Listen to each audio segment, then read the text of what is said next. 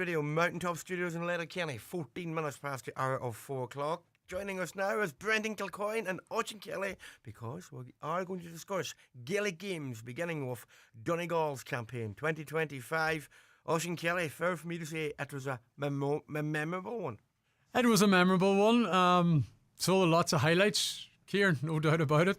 It did end in a disappointing note, so it did at the end of July at Croke Park, but we'll not talk about that for too long. But yeah, there was lots and lots of highlights from a Donegal point of view, and like Donegal were right up there, so they were. It was a memorable journey, and it gave the whole county and the people of Donegal, not just here in the northwest, but countrywide and further afield, worldwide, a huge lift. So it did throughout the course of the first 7 months of the year and the journey that they took us on. And Brendan Kilcoyne's sitting alongside me. We don't get to experience journeys like what we had in 2025 with Donegal very, very often, Brendan. But as I said, even though it did end in disappointment, there's a lot of highs in there. So there is. Oh, so many highs throughout the year. What a fantastic year we had following them around the country, Oisin. It was just really memorable. So it was. And you mentioned the journey, the destination, as you mentioned, didn't quite live up to the journey, but getting there was fantastic. And you look at all the places like Ballybofey to Clones to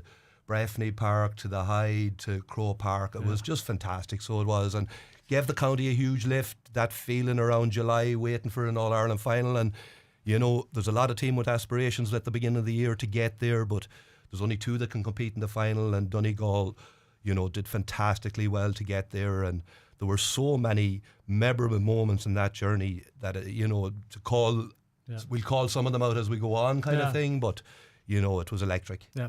Let's go back to the start of the year and the Division 1 League campaign. Donegal very much showed their intent at a very, very early stage in the year. They wrapped up their place in Division 1 and they had all their prep done for the championship. But you knew that there was something about this Donegal team from very early doors in the season. Yeah, you certainly did. And, you know, I suppose the important thing with, you know, the National League campaign is to get wins on the board early. It takes the heat off, and it allowed them then to give panel members runs over the last couple of games and to see what was out there. But, you know, you can go through it, and there was some great, you know, wins in that. So there was early on, particularly, you know, against Dublin and Kerry, and then at home to Armagh. 2 days after Valentine's Day, the big man comes on, and Donegal fall back in love with Murphy again and with Gaelic football. And, you know, that moment when he came on the pitch and the roof nearly came off the stand in McCool Park, and so many people refer to that moment throughout the year, you know. And of course then within the next couple of seconds Aidan Falker had a cut at him, and he sent off, and another roar, and next thing he puts the ball over the bar. Magic Michael is back. Felt as if he wasn't gone. It didn't, absolutely not. But even the one in Kerry in the league, like Donegal don't win in Kerry very often, and that was their first ever victory in Killarney. Yeah, fantastic. And not many teams go down to Kerry and win National League, so they didn't. So to get the 2 points, and I'm sure, you know, for the likes of the younger players, the likes of, you know, Kieran Moore, Finbar Rorty coming into the team this year, what a year he had, ended up young player of the year, all-star, fantastic kind of thing. So, you know, to get that and to show the likes of Finbar coming in, there was never any doubt that he was going to make it at the top level. But what he did this year was phenomenal, so it was. And that was built through the league, so it was, you know, building his confidence to go on then and have the championship that he had. Yeah. Well, the championship started, they beat Derry, beat Monaghan and down en route to a final against the All-Ireland champions Armagh, who were playing actually in an Ulster final for the third year in a row. And for the third year in a row, it was also a game that went to extra time. And I suppose interesting to note that in all three finals, Armagh still weren't beaten in an Ulster decider in normal time. It took extra time on the three occasions. But it was an absolutely thrilling fixture. I mean, you've got to cringe now at this next bit of audio because Kieran has it lined up. And there was a manic period of play in the second half, which included Hugh McFadden's goal. Take a listen. It's on the wrong side for Oisin Gallen. He's closed out. Back it comes to Shane O'Donnell. O'Donnell now coming across that 45. Shane O'Donnell with Michael Langan in support off the right shoulder. Also there is Thompson. Thompson gives it back to Shane O'Donnell. O'Donnell breaks the lines. It's opened up for Shane O'Donnell. Here's a chance for Conor O'Donnell. The ball is stripped. That's out of the back of the net. Donegal have a goal. It's Hugh McFadden. Big Hughie McFadden. Hugh McFadden throws the ball into the back of the net.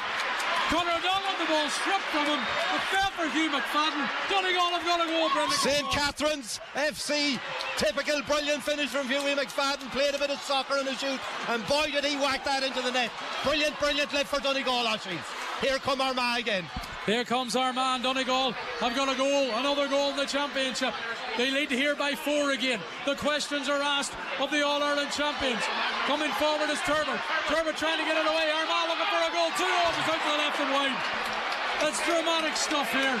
There was just inches in it. Armagh were so close to responding with a goal, but it's going to be a kick to come from Sean Patton. Yeah, if you have any heart problems, Clonus, St. Tyrrell's Park, Clonus isn't the place to be, Oisin. The game is up and down the field. It's absolutely fantastic stuff. So the excitement and the energy levels are unreal. Sean Patton gets a kick away, and it's Shane O'Donnell on the ball attacking again. Shane O'Donnell taking it up the left-hand side. Here comes Donegal again. He's got Ryan McHugh and McFadden ahead of him. Murphy is there too. Here comes Michael Murphy looking to bust the lines. Busted with the right foot.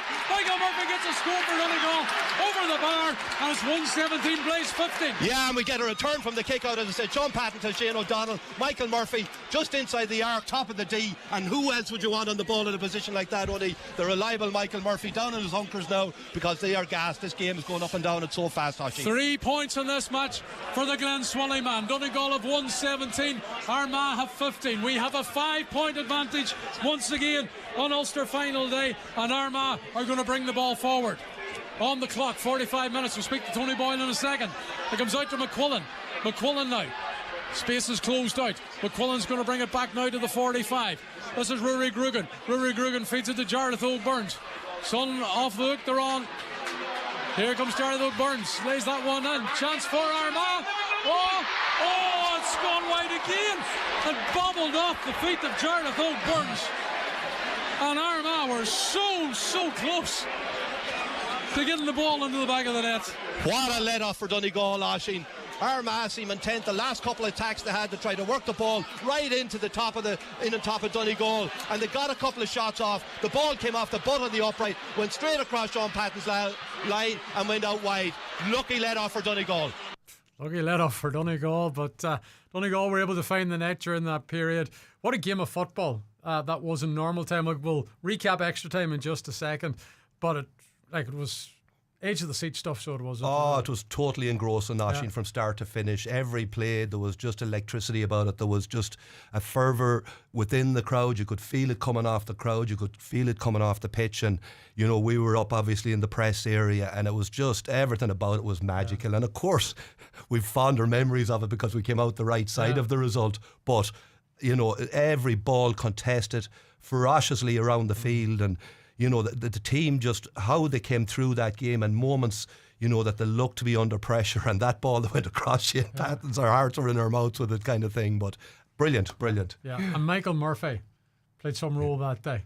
Like, I think one of the standards, probably the highlight of the year for me, is the one-handed catch. Yeah. It was ridiculous. It was something that you think, right, it didn't have the right to do that. And then he followed it up then by getting a dirty ball that there was 3 Armagh players around him. But his performance was unbelievable that day. It was, yeah, you know, and he's so important to what Donegal did this year. And, you know, you have to say that he was instrumental and crucial in Donegal getting over the line, and, you know, all them tight games. And of course, there's more than Michael, but he is such a leader on the pitch, and you can see that he transmits that energy to the players around him too, Oisin, so he does. And the way he played, you mentioned that one-handed cat. We were just awestruck at that stage, so we were, you know, it was, you know, to go up above him under huge pressure, 2 Armagh players on him, go up and pull it down out of the sky with one hand, it was just phenomenal, so it was. Well, Donegal went to extra time with Armagh as well in 2025. Kieran Moore's goal in extra time turned out to be a vital score in the 2-23 to 28 points won. Niall O'Donnell came off the bench, of course, to have a huge impact as well. Also in commentary that day with me and Brendan was Dunloe man and 92 winner and All-Star Tony Boyle, as we described the dramatic final moments as the hooter approached in Clonus. McMenamin now to Finbar Rorty. Back to Pater Mogan. Mogan gives it to McMenamin. McMenamin trying to get the ball away. Finbar Rorty has it. Back it goes to Keelan McGonigal. 10 seconds to go here. Donegal have the ball. We're on the verge of winning another Anglo-Celt Cup. 5 seconds. 4 seconds left. We have it. Donegal We have it. We have the hitter. Put the ball out of play. It's over. Donegal Ulster champions! What a day! Back Ulster champions and 12th Ulster title. What a game of football! What a game of football! Donegal are champions of Ulster once again. Patrick McBurney gets a 7th.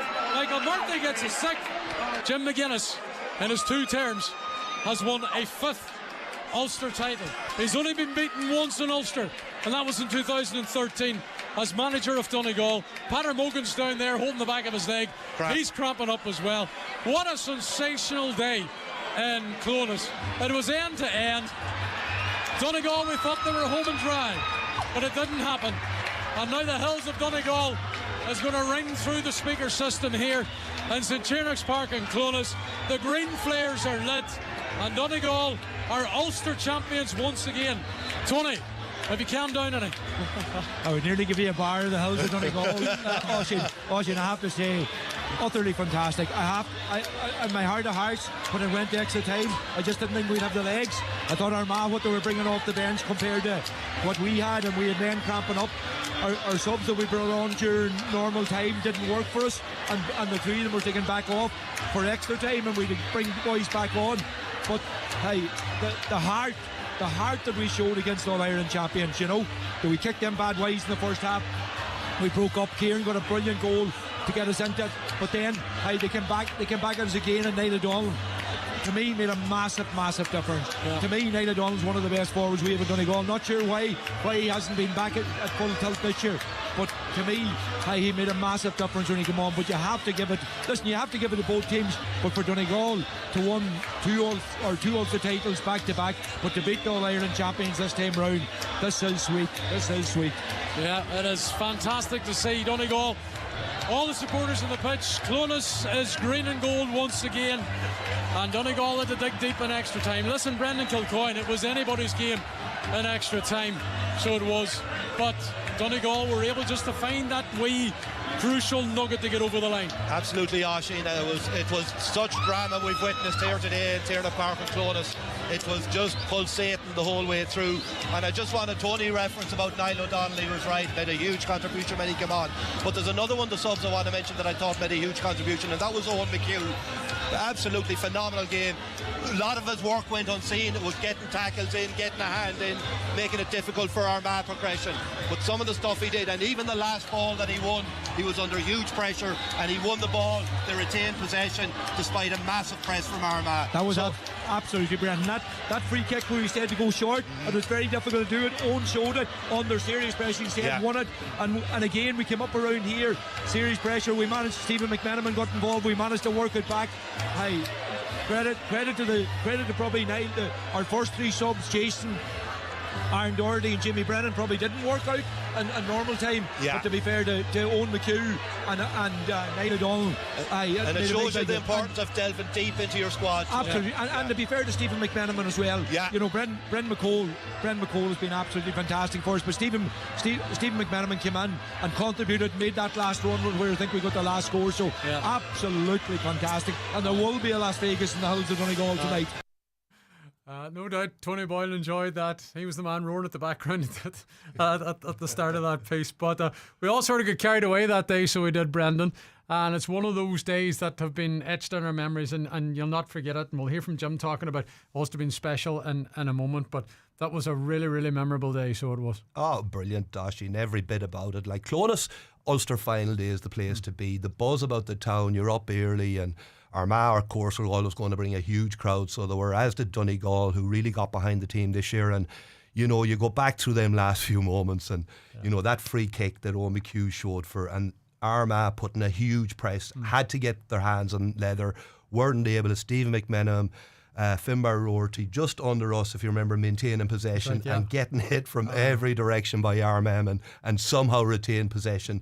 It was only 10 seconds, but it was demonstrative of what, you know, was in this Donegal team to be able to see that game out at that stage. Yeah, and they were the All-Ireland champions, Armagh, at that stage. Like, so that added to the magnitude of the result. Like, and all their big guns, like we saw the likes of Stephen Campbell coming into the game for them, and the contribution that he always does coming off the bench, but again gave. And listen, Armagh, fantastic team, so they are. You're always going to have to go.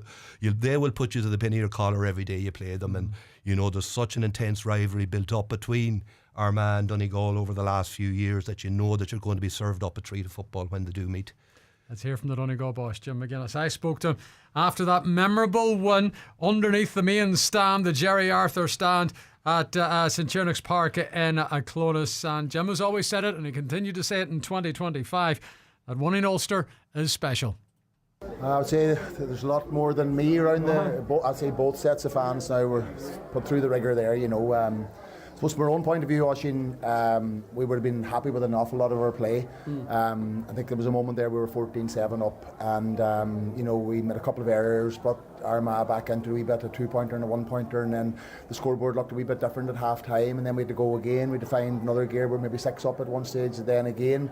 But that was always going to be the case with Armagh, you know. Coming down the stretch, we didn't manage the game well. You know, we had 2 very, very important possessions, and we fluffed both of them, you know. So to be out the other side and to be victorious, and to be honest with you, that moment there when Armagh went hard on the press, 20 seconds, 25 seconds to go, they left 2 or 3 men on the weak side. You know, the way Stephen McMenamin and Finbar managed that was the flip of what we would have hoped would have happened with a minute to go in normal time. So yeah, it was great for the 2 lads and great for the team that moment of redemption came, because it would have been a very, very, very long run down the road, having got beat today in the position we were in, you know, with 69 minutes on the clock. So there's huge learnings there for us. And listen, Armagh, unbelievable team, you know, unbelievable spirit, mentality, and ask so many questions of you. But again, our lads were able to respond in key moments. Is this one as special as last year? We've seen the players celebrate afterwards. It looked like it was the first ever Ulster that was won. It meant so much to them. Yeah, they're all very unique. Yeah. They're all very, very unique, and they're all as special, you know, as the next one, to be honest with you. And you know, you're a packed house out there, and the sun's shining, and you know, we all travelled to Ulster finals as children, and that's the moment. The house is full and the sun is shining, and somebody's going to win, and somebody unfortunately is not going to win. And we had a lot of days against Armagh in many respects where we were out the wrong side of it. A lot of days I played in Ulster finals, so they're very, very special. Donegal manager Jim McGuinness there, speaking after another Ulster success for Donegal back in the month of May. You're tuned to Highland Radio Sunday Sport. It's the last Sunday Sport of the year. It's a review of 2025 with an ad break to catch up on. We'll look at Donegal's All-Ireland run after these. Highland Sport is brought to you by Michael Murphy Sports, now stocking the new Donegal GAA jersey at michaelmurphysports.ie. Hey, Greg Hughes here, inviting you to join us for our brand new show in the new year. The Greg Hughes Show launches on January the 5th. I think that a veterinary school in the northwest of Ireland is about the most exciting thing that's almost ever happened in veterinary medicine. Putting a school, you know, where the need for new vets is highest, you know, is a real clever move. And I was very much taken with the ethos of ATU and their enthusiasm for delivering the programme. This time next year, we will have our first cohort of 40 new budding vets, and we're looking forward to it. So that's the Greg Hughes Show from January 5th at 9 a.m. We'll chat to you then. Ready to upgrade your car? At Shane Conley Cars in Donegal Town, we've got a great selection of makes and models to suit every budget. With flexible finance option and trade-ins welcome, upgrading has never been easier. Visit ShaneConleyCars.com or call in to see us at Shane Conley Cars, Drumlonagher, Donegal Town. Start your new year with a new floor. At Florit, we have quality solid, semi-solid and laminate quick vinyl flooring, together with a vast range of parquet herringbone flooring, all fitted and tailored to your needs. Seal now on. Call Florit today on 087 167 008 or visit florit.ie. Find me somebody to love. The dream sale is now on. Are you beds all set? Ready to spring into action. There's up to 40% off a range of beds and mattresses. Until Monday, save 25% on all bed frames, even those already on sale. Don't hit snooze, shop now. Dreams. Love your bed. Highland Sport is brought to you by Michael Murphy Sports. Now stocking the new Donegal GAA jersey at michaelmurphysports.ie. Welcome back to Highland Radio's Sports Review of the Year. We are knee deep in Gaelic games as we turn our focus to Donegal's All-Ireland Senior Football Championship run, which went the whole way to the final. But Brendan, we were speaking about this before we came on air. You actually forget that Donegal lost their first game of the All-Ireland series, and it was in Balbafay, and it was Jim McGuinness's first ever championship defeat in McCool Park. We went down to our neighbours 2-17 to 20 points that evening. Maybe we conveniently forget these things, Oisín, But it kind of does slip your mind that, there was that defeat, which was a rarity in McCool Park against Tyrone, and Tyrone ran out deserving winners, I think, in the night. You can't argue that. But to be fair, Donegal bounced back the next week with a huge win against Cavan up in Breffni. And if you recall, first half was tight enough, and Donegal won a turnover just before half time, stand side underneath us when Cavan were trying to build a score. I think held the ball for a while up the pitch. Finbar Rorty involved in the turnover, suddenly comes in at the end of the move, palms it into the net, and from there on Donegal ran out hugely convincing winners, and went on then to we went to the Hyde then, a week later. What a day that was. Sun shining, fantastic game of football again, absolutely ding-dong game of football. And Fergal Boland puts over a point. Mayo crowd go mad, think that they're back in the All-Ireland sort of thing. That was enough. A draw was enough to get them back in the All-Ireland series. Seconds left on the clock. Sean Pattons puts the ball down on the tee, somehow finds Kieran Moore, far side of the field. He attacks the wing, drives the whole way where he got the legs from at that stage of a game. Unbelievable. And puts it over the bar. Mayo out of the championship. Donegal, huge win and huge confidence booster. That was important, so it was, because Donegal have had issues with Mayo down through the years. They've kind of, I remember Kevin McLaughlin kicking point in McCool Park that maybe relegated Donegal some years ago. And, so that was a big win for Donegal. And then, of course, after a slow first half against Louth in the prelim quarter final, came out and blew them away in the second half, just had too much for them. So, it was a brilliant run of games in a few weeks, and you could feel the momentum building all the time. Yeah, and that continued against Monaghan. Now, it wasn't great in the first half, but we were 7 points down in the All-Ireland quarter-final against Monaghan, but they came back with such a strong second half performance. Stages you thought Monaghan weren't even on the pitch. It was all Donegal. Yeah, but like that 10 minutes before half time was scary, so it was, because Monaghan just pinned us in and put begging, kicking points, 2-pointers from out the field.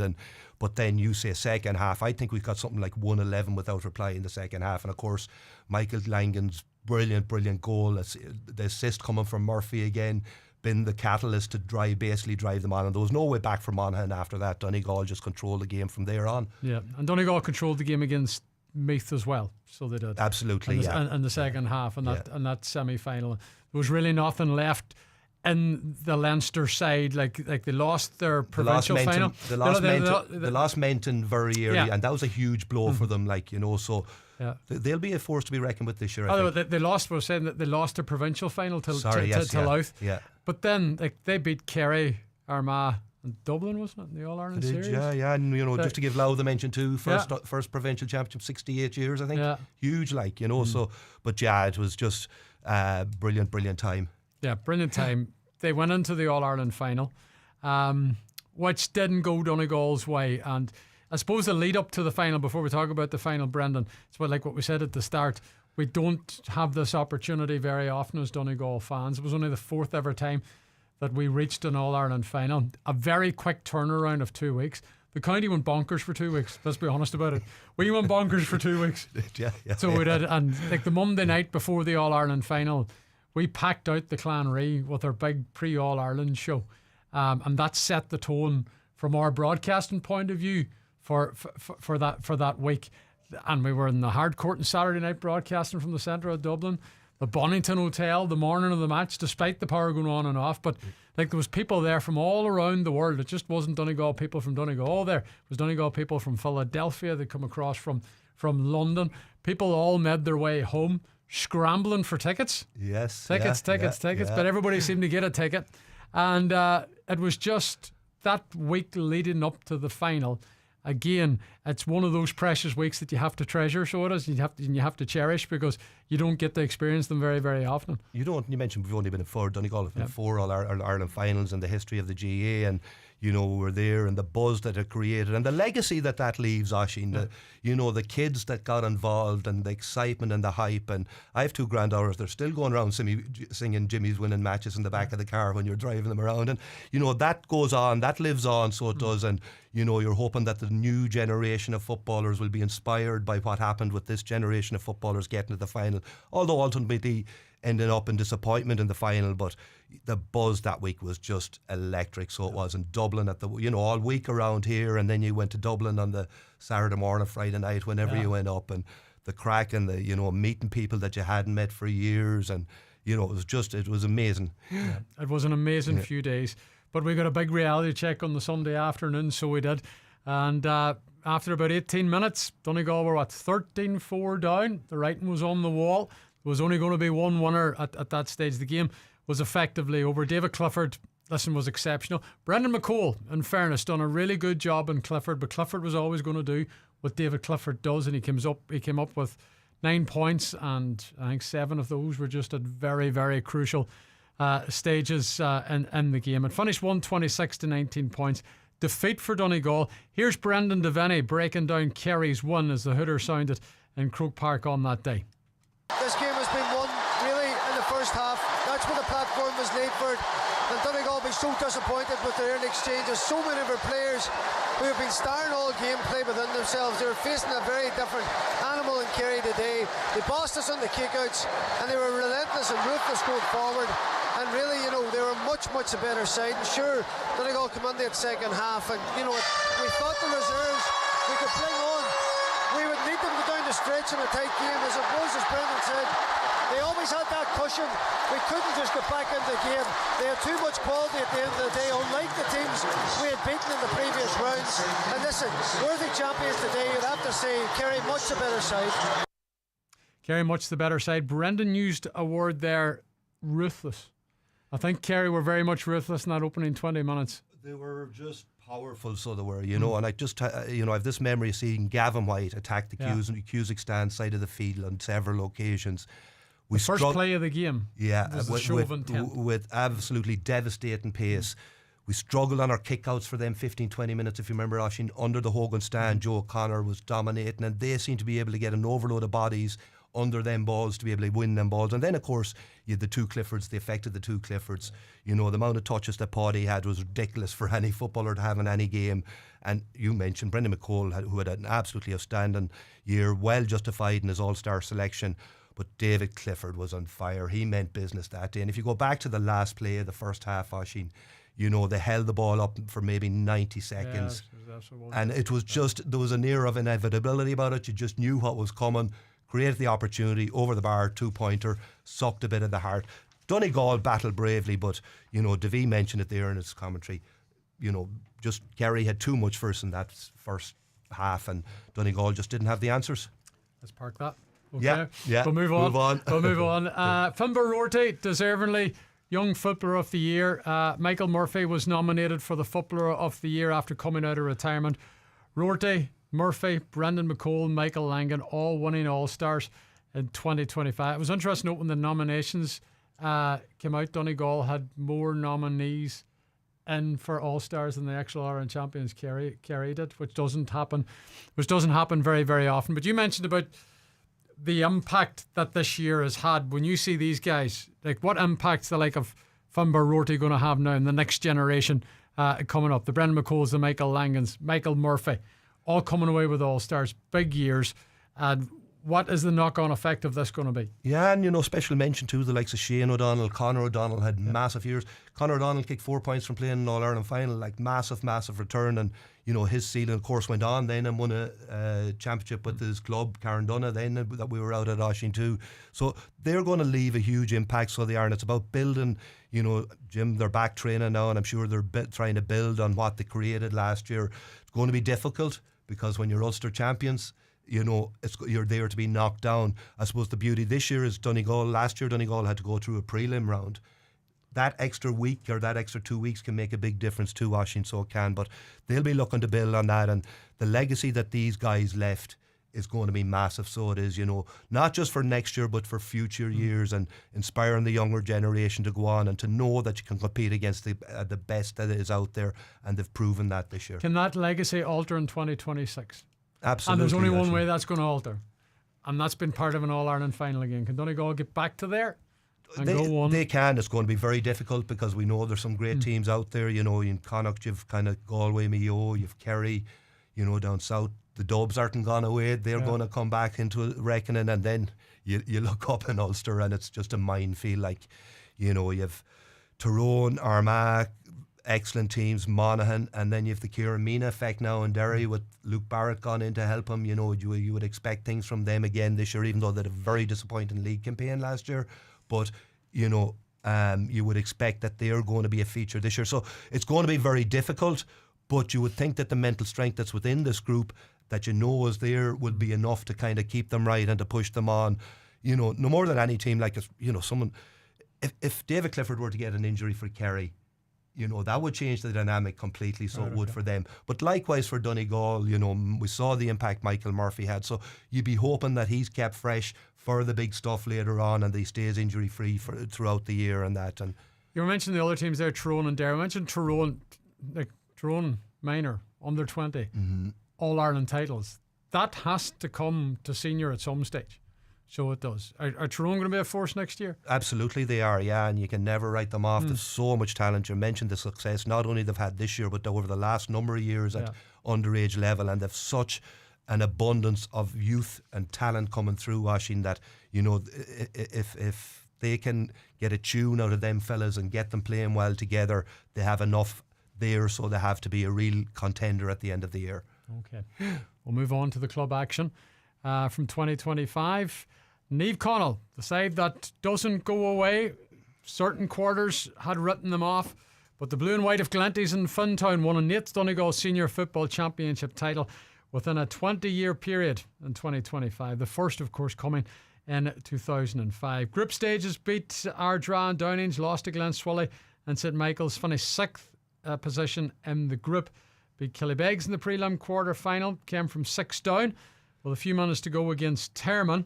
Finbar Rorty was key there with a last gasp score to win it. Into the semi-final they go, and they defeated Four Masters after extra time to return to the final. Gweedore were being tipped as hot favourites. However, a Shea Malone 2-pointer with the outside of his left boot sent the game to extra time, and Niamh Connell would kick on to lift the Dr. Maguire Cup once again on a final scoreline of 218 to 119. And there is his full-time whistle. It is all over. Niamh Connell, our champions once again in Donegal, defeating Gweedore 218 to 119 is how it finished here in the O'Donnell Park in Letterkenny as the Niamh Connell supporters come onto the field to join their players. They have taken a 8th Donegal senior title in their 13th final since 2005. What a game we had today here at the O'Donnell Park, Brendan Devaney. But Niamh Connell, you can never rule them out. Rule them out. 7 down at half time in normal time. Then the last kick of the game to force extra time. That was a 2-pointer. Leading for the first time in the first period of extra time. Max Campbell was superb there, so he was. But they built up a 6-point advantage and they seen it out. Yes, Gweedore had an opportunity to force another game right at the end. But Niamh Connell again stepping up to the plate just when you thought they were gone. And here they are, champions once more. That's it, Oisín. Listen, they've been the comeback kings. Probably haven't played the best all season, but here they are as county champions. You'd have to say, Oisín, the second half of the game and the first period of extra time, they really went after Gweedore all over the pitch. Listen, Niamh Connell have deserved the match, Oisín. They played the better stuff, and I thought there's so many standout stars all over the pitch, and particularly I think Finbar Rorty, for me, man of the match. He got that point late on. He was pushed hard for by Max Campbell. Brilliant performance with Alexa Owen Doherty in there as well. Big Kieran Gallagher at midfield also. Kevin McGettigan, a couple of brilliant blocks, particularly in that second half. So listen, I just felt all in all, Oisín, you talked about before the game, how much would that experience tell? It really told in the second half of the game in the first period of extra time where Niamh Connell completely took over Gweedore after a brilliant first half from Gweedore. As Brendan Devaney was on commentary for the county final at the O'Donnell Park in Letterkenny, where Niamh Connell took an extra time one against Gweedore 218 to 119. I would say Martin Regan had it in the dressing room. All these men writing Niamh Connell off throughout the campaign. They suffered 2 defeats in the group stages and needed extra time and had to come from behind, but they showed their mettle, so they did, Brendan. Yeah, and what mettle they have, and I'd like to put my hand up and say that I wasn't one of them people that didn't write them off, because I've such admiration for them. I've such admiration, and in the context too that, you know, Kieran Thompson, of course, with that injury 20 minutes into the All-Ireland final, which was a huge loss to Donegal, you know, that they didn't have him all year. But it was the young guns who really stood up for them. The Max Campbells, the Shea Malones, the Finbar Rorties. They had absolutely phenomenal years, so they had. And, you know, I saw them playing most of their games through the championship, and Ardra should have beat them. Ardra, they were very, very lucky to get out of Davy Brennan Park with a win that day against Ardra. They were lucky against Downings. You know, so, but they found a way all the time. They have this durability and never give up attitude that they can find a way. And as I say, it was the young ones who really, really impressed me with the, like, to me, displaying maturity way beyond their years to be able to get Niamh Connell over the line. Yeah. They continue to churn out the players. Listen, there's other clubs as well, Brendan, that you wanted to mention that quite possibly now in the next couple of years will be sitting or fighting, dining at the top table, and we're looking to win silverware. Niamh Connell, I'm sure, will be keeping a close eye on them, so they will. For Masters is one team in particular, like the one in underage competitions left, right and centre. Can they carry that forward into senior? Yeah, they've showed huge progress this year, and, you know, watched them in the minor final and the under-21 final. And what I really liked about them that they put in devastating displays when they needed to in the final, and Blue Glen Swilly and Niamh Connell away in the finals respectively when it mattered. And they've such an array of talent coming through, so they have. And, you know, just want to mention Termon's League success too, which is massive for the club. Again, a very young team, so, you know, these are teams that are coming through to challenge the top table. We've had the traditional top table in Donegal over the last number of years, but we need new teams coming up at them, and we've seen a bit of that this year. And, you know, there's no doubt about it, for Masters, they have a winning mentality down there, so they have, and they're going to be a team that will push on. So there's going to be pressure on the big guns, on the St. Junans, the Niamh Connells, the Gweedores, Kilcar, so there is going forward. But that can only be good for Donegal football. And just a word on the rules too, Washing. You know, with new rules in place this year, and, you know, I was a bit sceptical. I'll have to put my hand up and say I was a bit sceptical a lot of the changes early on in the year, but, like, we saw some fantastic games of football, be it for, you know, inter-county or club, or, you know, the whole way underage, the whole way through the season. And, you know, the game has been much developed because of that. Yeah, we've had some fantastic games, and we'll be hoping for more in 2026. Listen, Brendan, many thanks for coming in and joining us. Pleasure. On a review of the year. Happy New Year to you and the family. And to all our Highland listeners, Happy New Year. Yeah. And we will, of course, be back swinging into action with Donegal GAA, of course, very early in January. Staying with the final few moments now of a review of the year, and it's with Gaelic Games. We'll go to ladies. Donegal won the senior ladies championship title, or Glenfin, won the Donegal senior ladies championship title with a 2-8 to 5-point win over last year's winner Termon. That game was at the O'Donnell Park as well. Jim Doherty and Maureen O'Donnell were on commentary for Highland that day as Glenfin took the win. The match referee Sinead McHugh brings an end to this contest, and Glenfin in the end worthy winners. Yeah, you got to hand it to them out there today. It was a very solid team performance from them all over the field. You know, I know we're picking out those big hitters like Katie Hearn, Karen Guthrie, Yvonne Boner. However, like, when I look around, like, it has been even back to Amory Brady had a great game, and a full back. You know, Kathy Ward was on the ball, Danielle McGinley getting up the field, and she was involved in that last effort from Karen Guthrie there. But, like, you know, the experience that they have brought to this game, and as I say, you said it there, look, they had a mission at the beginning of this year, and it was to get to this stage and won this championship this year. They made it through their group stage unscathed, and they've sort of gone undefeated this year, which has been a massive achievement for them. It's going to be a massive celebration for that Glenfin club to be bringing the championship back their championship cup back to Glenfin for their 50 years. That's Maureen O'Donnell and Jim Doherty, who watched Glenfin win the Donegal Senior Ladies Football Championship title. Glenfin were beaten the first round of Ulster by Errigal Kieran. Moving on to hurling, the Donegal hurlers competed in Division 2 and were relegated, but they did beat Tyrone and had a brilliant victory over a highly fancied Kerry team. They retained their status in the Christie Ring Cup. They beat Tyrone and Meath, but they did make their exit at the group stages. 2 first wins ever in the competition for Mickey McCann's side, who are looking to build, of course, on that on 2026. Club-wise, Satanta beat St Eunan's to win the Donegal Senior Hurling title, 12 to 13 points at the O'Donnell Park in August. Satanta would then progress through to Ulster, where they were playing in the senior ranks, and in the semi-final they lost out to Antrim's Niamh Owen, who went on to make the final but lost out to Slough-Neil. The final piece in our review of the year is still with hurling, and it's with Burt. Now, it didn't work out for them in Donegal, but due to the structures within Ulster, they were entitled to make their way in to the provincial campaign at junior level, where they beat Con McGee's of Antrim at the semi-final, and then in the final they would overcome Lavey of Derry 20 points to 116. That was after extra time, in a cracking game that was played at Celtic Park. Lavey led by a point as the game entered the latter stages, but points from Liam McKinney and Faker Gill handed the Donegal club their second ever Ulster junior title. On to the next stage in the All-Ireland Series, the Twining Cup. It was the competition against the winners from London, and that was Thomas McCartan's. The game was at Ruislip, and Burt won that competition, or won that game rather, lifted the cup 115 to 17, and 1.1 was how it ended. Aidan McKinney hitting the winning score there in injury time. So in the semi-final of the All-Ireland Series, they would lose out to Eske of Sligo.